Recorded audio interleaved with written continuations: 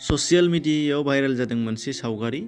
आखायाव जिबौ नाथाय गैया लावथि गन गंसे।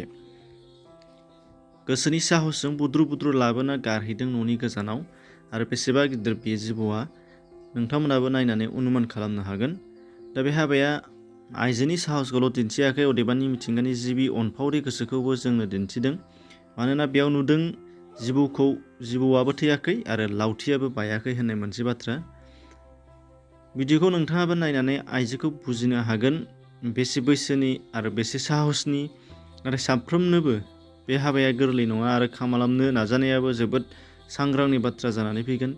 बेनिखायनो भिडिअखौ नोंथाङा नायदोंब्लाबो एबा बिथाङा जे खामानिखौ मावदों बेबायदि जों मावजोबनो हायाबो जानो हागौ।